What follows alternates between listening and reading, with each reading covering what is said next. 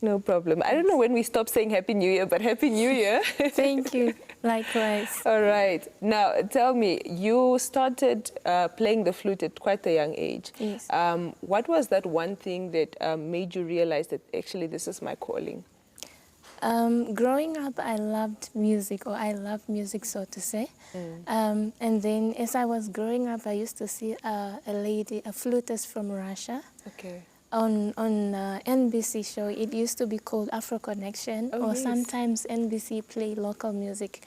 She used to play with Ella Moto.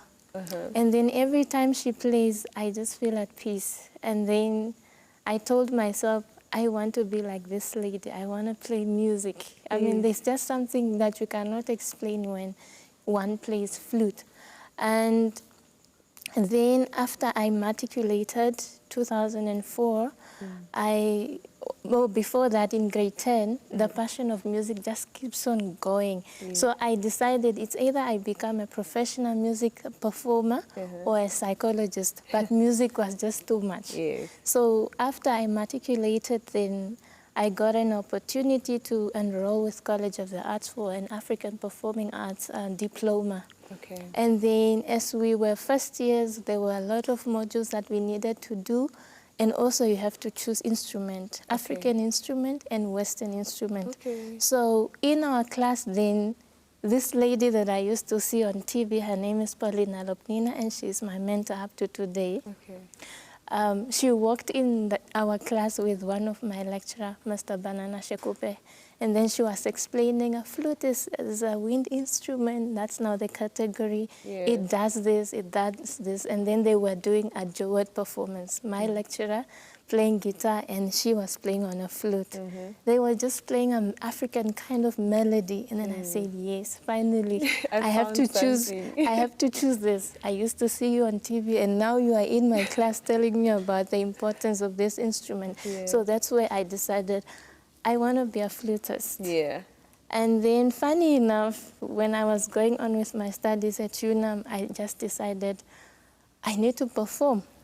And then I needed the stage name. So I combined my real name with what I do as an artist, hence the name Anna the Flutist. Yes. Okay, perfect. I love it. Now, you did mention that you grew up listening to the sounds of Ella Moto, and I also know you listened to Jackson Kauyewa, Phil Collins. How did their music maybe contribute to the way you play your flute? It contributed in one way or another because it was they play live music. And every time I listened to this music, and growing up in the house, my uncles were kind of those guys who love this kind of music.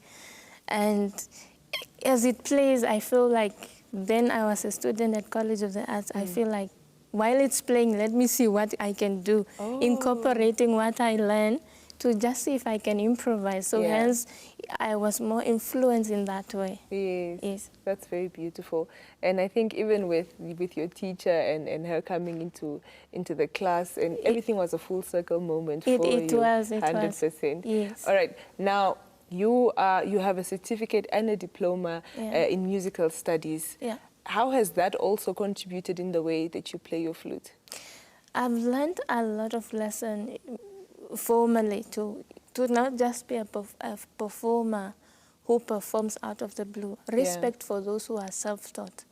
But I want to thank God for that gift and that opportunity to go and study music, not just as a passion, but also as a career in depth.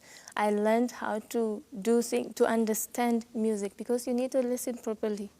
You need to have the dynamics. How does the music flow? The highs and the lows, the performance directions.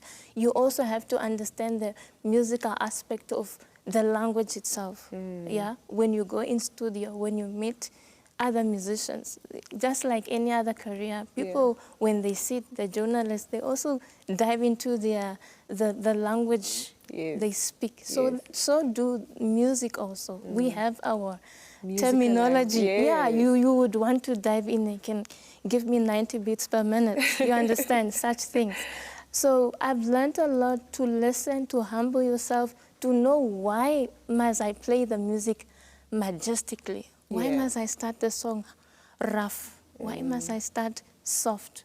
you know, andante, falsetto, Yes. vibrato, such things. So I learned a lot of things in music, and hence I think it really contributed to my understanding. Yeah. Yeah. And it probably also helps you tell a much better story. Yes. Yes, at the end of the day. Definitely. I love that. Now, if I'm not mistaken, in 2016, you came third runner-up for the Smiley Foundation talent show. Yeah. And then also in 2025, you headlined the cultural festival, Yes. Disability Week. Yeah. How was those performances? How did they differ from each other?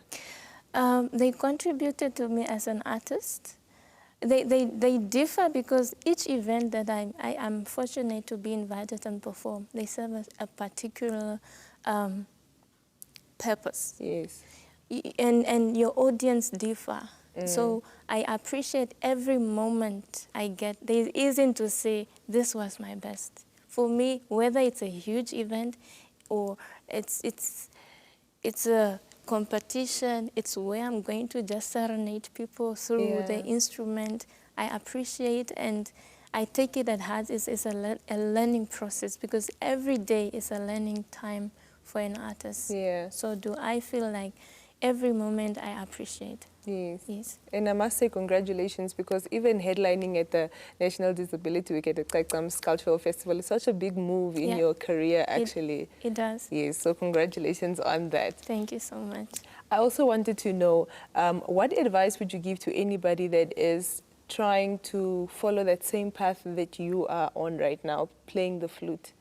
Okay, let me just put it as an instrumentalist. You may be a saxophonist, you're still an instrumentalist, but let me give advice to who wants to endeavor or take that path as an instrumental in general. Take your career seriously. Okay. What do I mean by this? You need to make time to practice, even if it is 30 minutes, 15 minutes, an hour, 2 hours, because when you have that desire to practice, you learn something new. I may play this song like in a month, like throughout the month, but every day I play it differently because I hear how others are also doing it better. Yeah. Take your career seriously, and also don't just stick to what you know about your instrument. Sometimes, yes, you have self-taught artists, respect to that, but try to also take short courses in music so you understand the language itself. Sometimes you can get angry because people are now speaking their language and you feel offended. Like you learn a lot when you invest in learning, not only with what you know, also at times be an open-minded person. You have artists that are just so hard to approach. Be open-minded, humble yourself as you go up, you know, doors are opening for you. Yeah. Don't grow wings, you know. Yes. Be open-minded, you know, humble yourself and be easy to work with and honor time. I know most of the artists, I'm not attacking anyone. Yeah. Time management. Yeah. For example, you have a show at 10 o'clock and you are pitching up at 12, you understand. When you miss that concept, you lose your identity as an artist. Also, as you want to invest to become an instrumentalist, there's always, we are all different. You might like jazz. Try to find your identity. Am I good with cultural music? Am I good with jazz? What is it that you want to do differently? Yes. If we are 10 flutists in here, I'm sure we can be different. Have your own signature as an artist. Yes. I think that will invest in that. Thank you so much, Anna, for joining us this morning. I really hope you enjoyed your time with us here. Yes, yes. And I hope to have you back here on the show with us soon. Definitely. Thank you so much for having me, and I appreciate it. All right. Thank Ladies and gentlemen, in the wise words of Anna the Flutist, take your career seriously. Now, that doesn't only apply to those that are